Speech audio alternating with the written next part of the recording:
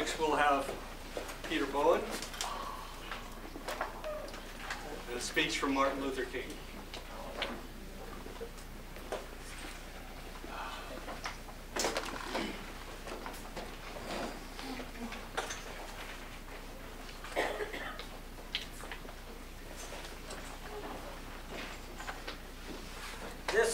What I'm going to present to you is something that Martin Luther King was working on at college. He issued it as a sermon at Dexter Avenue Baptist Church in about 1954. He delivered it in Chicago in the late 50s. It was printed in a book, a collection called The Strength to Love in 1961. So he worked on this for a long time and rewrote it, etc. So I think it represents a very good sort of view of how he saw mankind. So this is entitled, "What is Man?"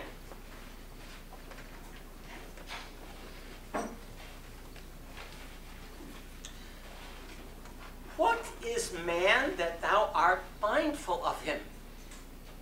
And the Son of Man, that thou dost care for him. Yet thou hast made him little less than God, and dost crown him with glory and honor. That's from the Psalms chapter 8, verses 4 and 5. The Christian view recognizes that man is a biological being having a physical body. In this sense, he is an animal.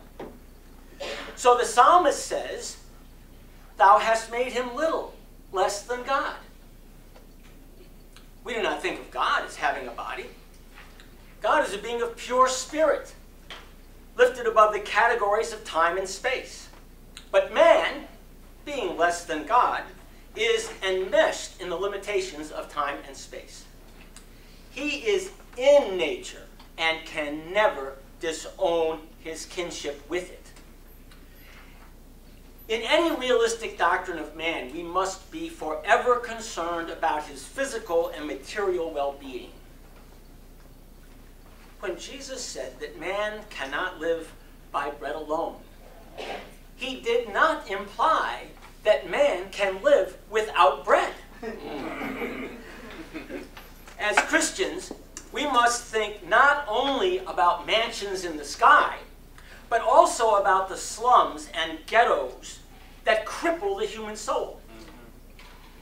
Not merely about streets in heaven flowing with milk and honey, but also about the millions of people in this world who go to bed hungry at night.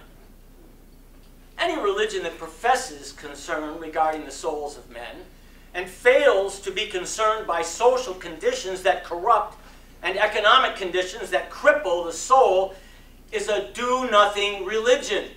Yes. In need of new blood. Such a religion fails to realize that man is an animal having physical and material needs. But we must not stop here. Some thinkers never get beyond the point of seeing man as an animal.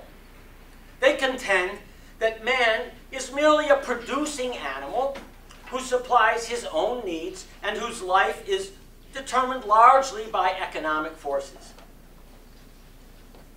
Can man be explained in such shallow terms? Can we explain the literary genius of Shakespeare? The musical genius of Beethoven? The artistic genius of Michelangelo in materialistic terms? Can we explain the spiritual genius of Jesus of Nazareth in materialistic terms? Oh, no. There is something within man which cannot be explained in chemical and biological terms. For man is more than a tiny vagary of whirling electrons. So this brings brings us to a second point that must be included in any Christian doctrine of man. Man is a being of spirit.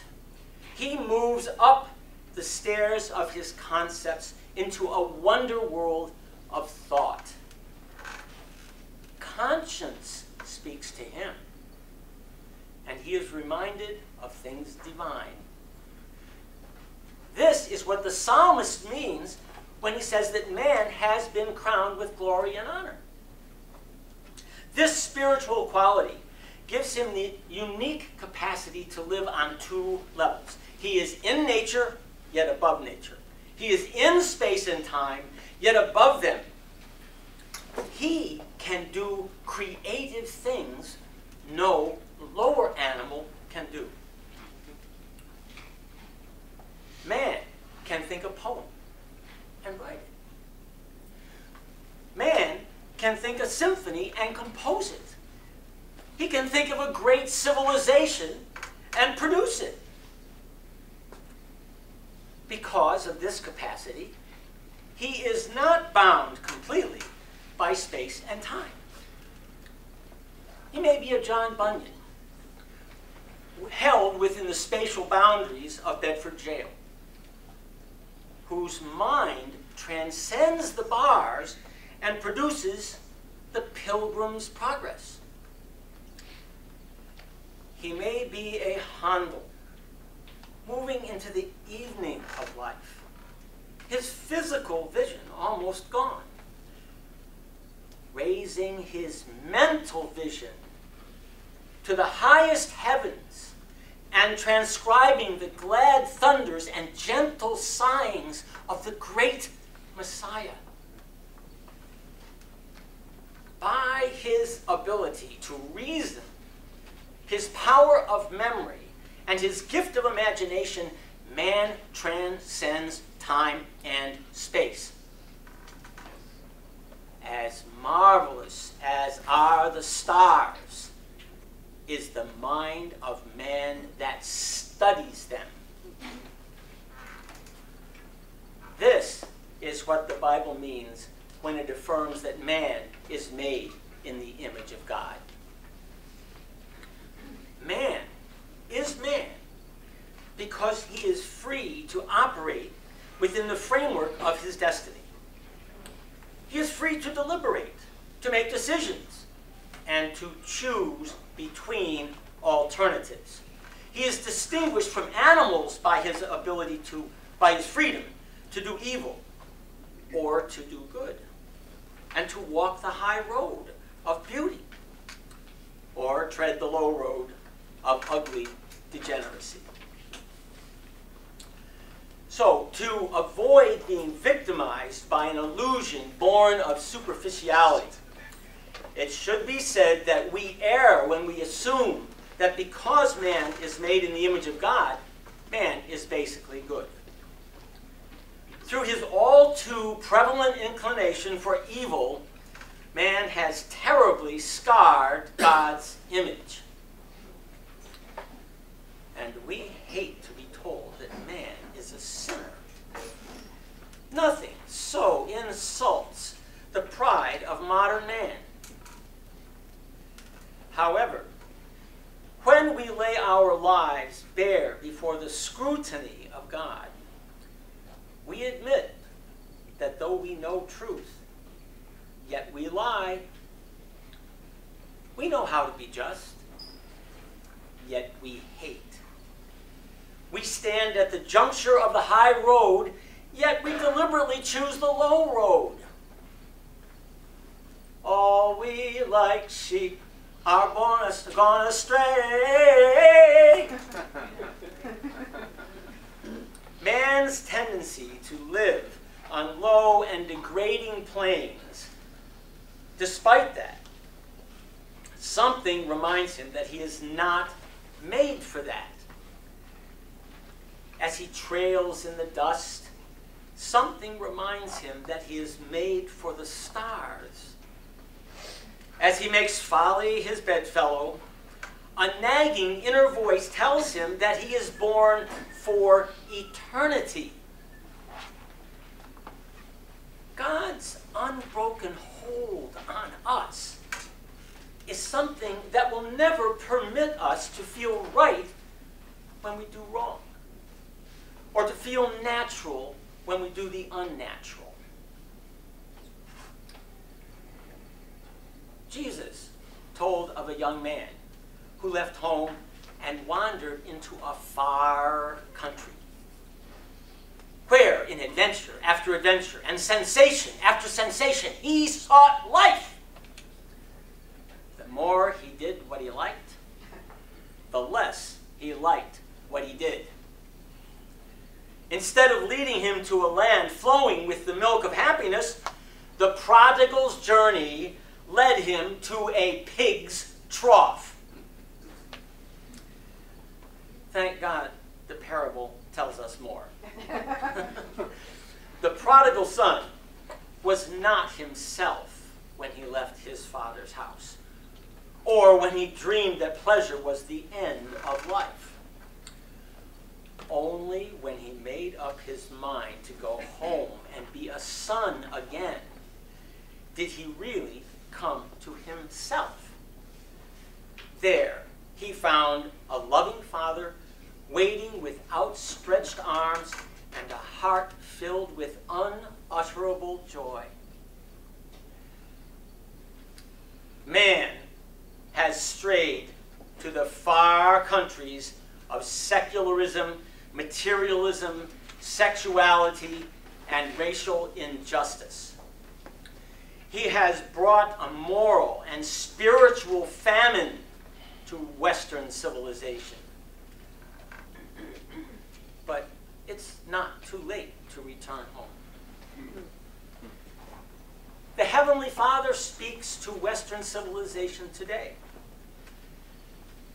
In the far country of colonialism, more than 1,600,000,000 colored brothers have been dominated politically, exploited economically, and deprived of the sense of personal worth.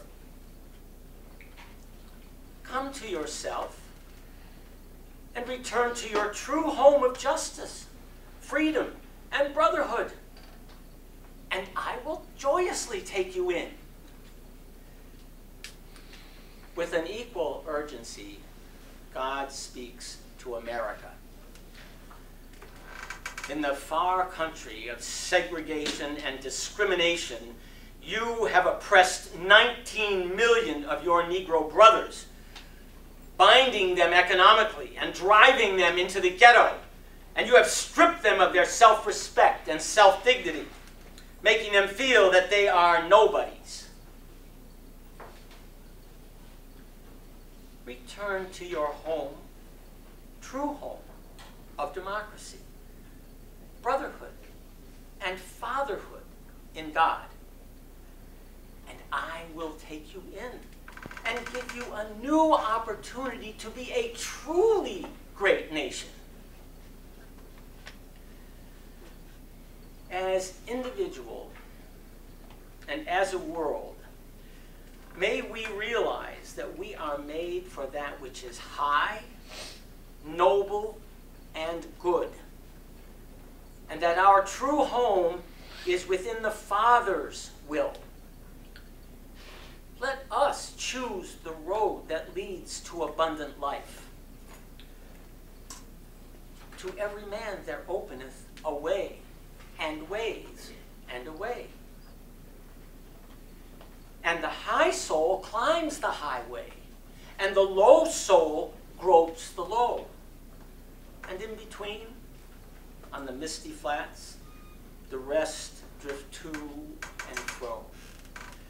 But to every man there openeth a highway, and a low. And every man decideth the way his soul shall go.